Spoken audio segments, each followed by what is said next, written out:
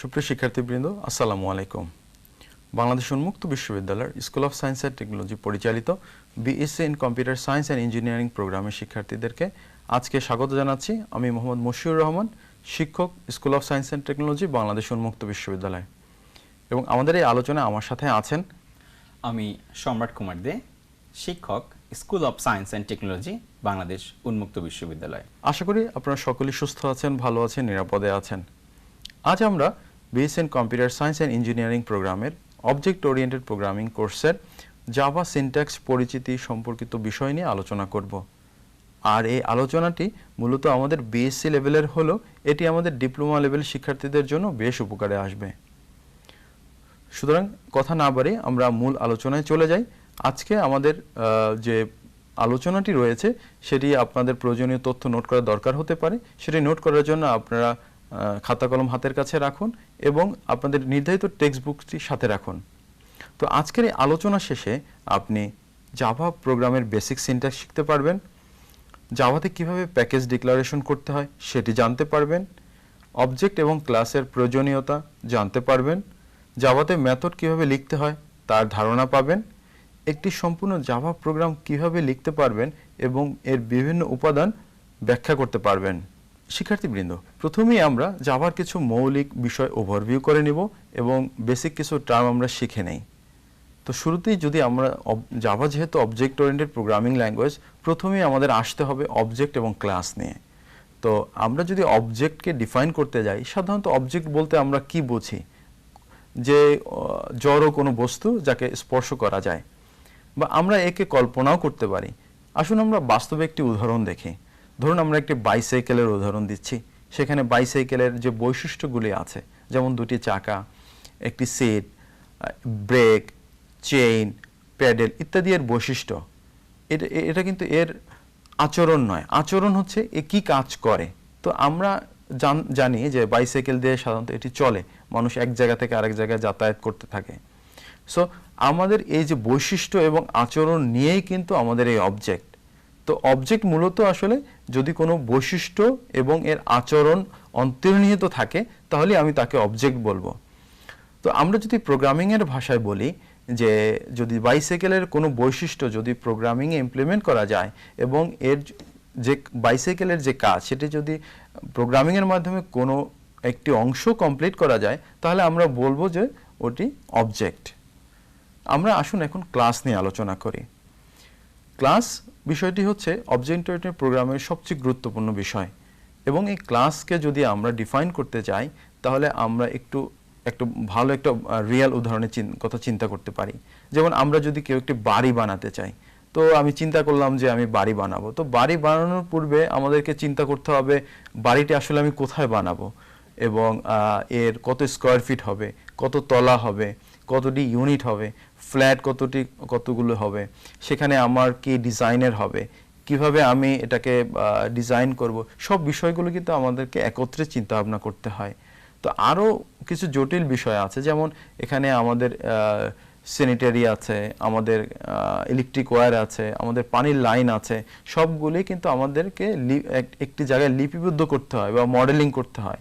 যেটি আর্কিটেকচারাল ভাষায় বিভিন্ন ধরনের ডিজাইন থাকে, ইলেকট্রিক্যাল ডিজাইন, আর্কিটেকচারাল ডিজাইন।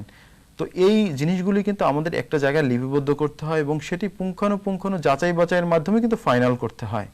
তো এই ক্ষেত্রে আমাদের বাড়িটি হচ্ছে একটি অবজেক্ট এবং আমাদের এই বাড়িটি তৈরি করার জন্য আনুষঙ্গিক যা যা প্রয়োজন সব কিন্তু হচ্ছে এর ব্লুপ্রিন্ট। একে কিন্তু আবিধানিকভাবেই ব্লুপ্রিন্ট বলা হয়।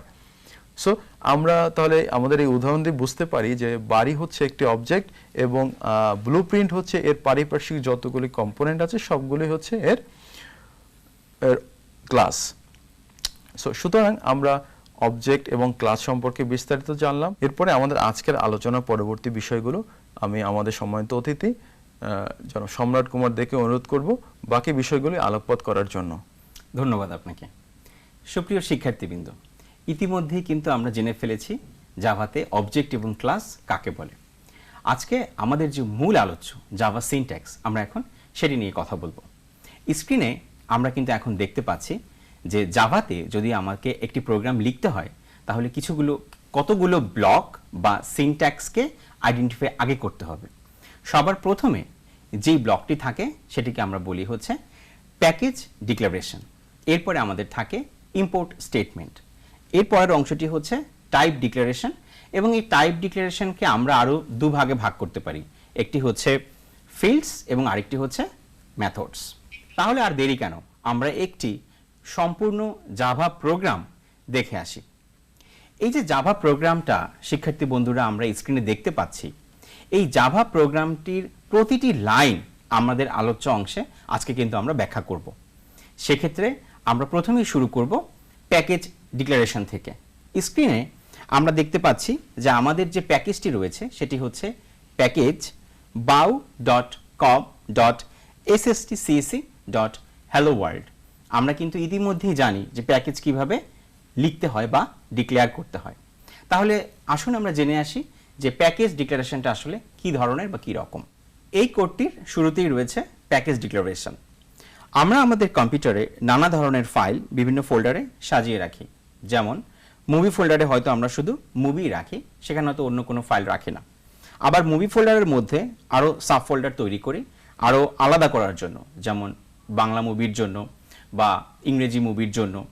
ঠিক তেমনি যখন জাভা প্রোগ্রামাররা বা ডেভেলপাররা তাদের কোডিংয়ে অসংখ্য বা আমি যদি বলি শত শত বা হাজার হাজার ক্লাস ব্যবহার করেন তার প্রোগ্রামটি সম্পূর্ণ করার জন্য, তখন কিন্তু তাকে আলাদা আলাদা ফোল্ডার বা আলাদা আলাদা প্যাকেজে আলাদা আলাদা ক্লাসকে রাখতে হয়।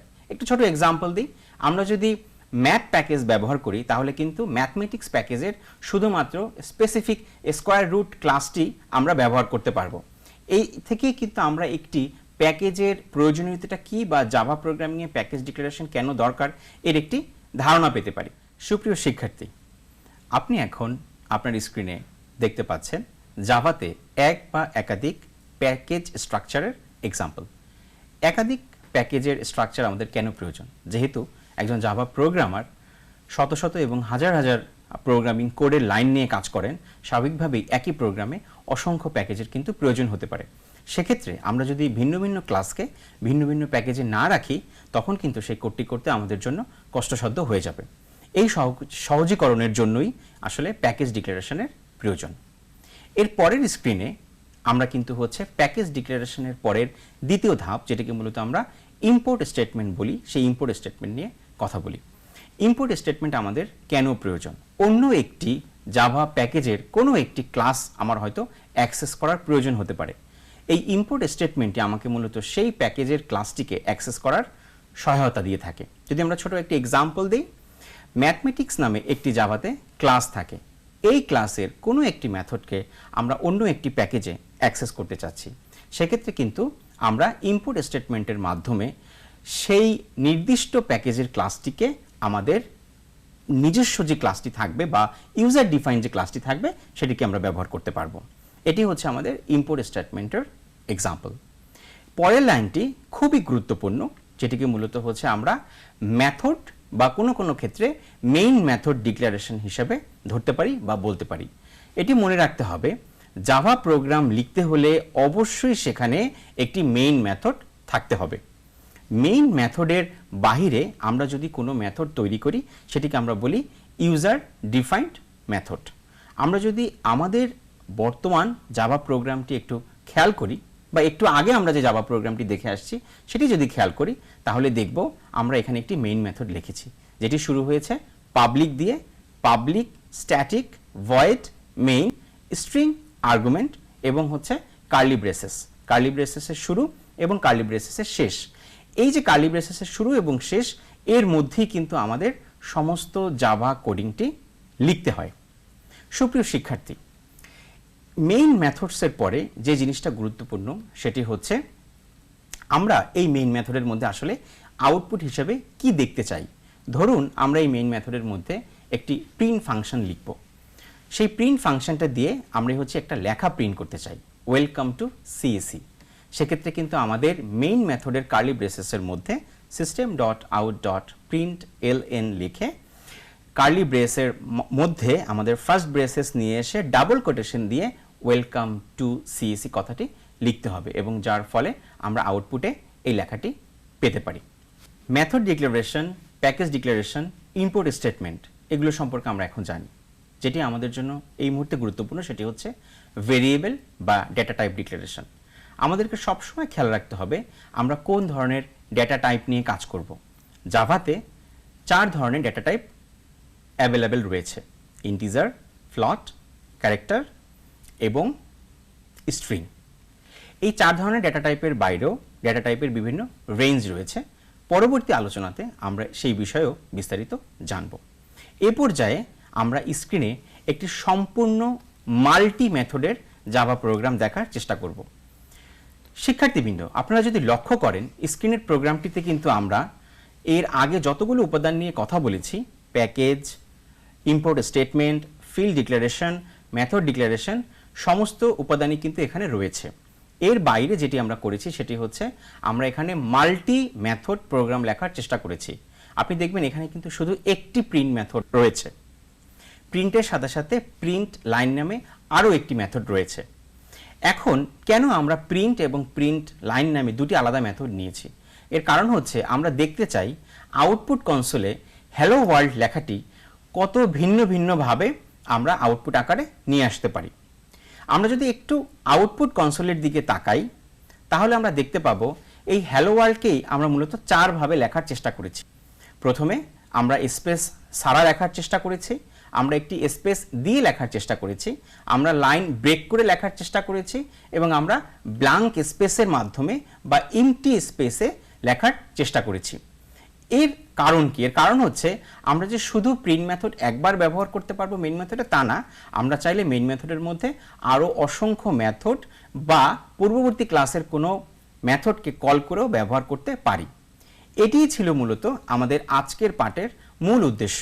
আমরা কিভাবে একটি জাভা প্রোগ্রাম সম্পূর্ণভাবে লিখতে পারি এবং import statement, package declaration, method declaration এবং ফাইনালি সেই প্রোগ্রামটা আউটপুট কনসোলে কত ভিন্ন ভিন্নভাবে লেখা যায় সেই বিষয়টা জানতে পারি। শিক্ষার্থীবৃন্দ, আশা করি আজকের আলোচনা আপনাদের পাঠ গ্রহণে সহায়তা করবে। আজকের আলোচনা না বাড়িয়ে আপনাদের যদি কোনো প্রশ্ন বা জিজ্ঞাসা থাকে আপনারা আমাদের সাথে যোগাযোগ করতে পারেন।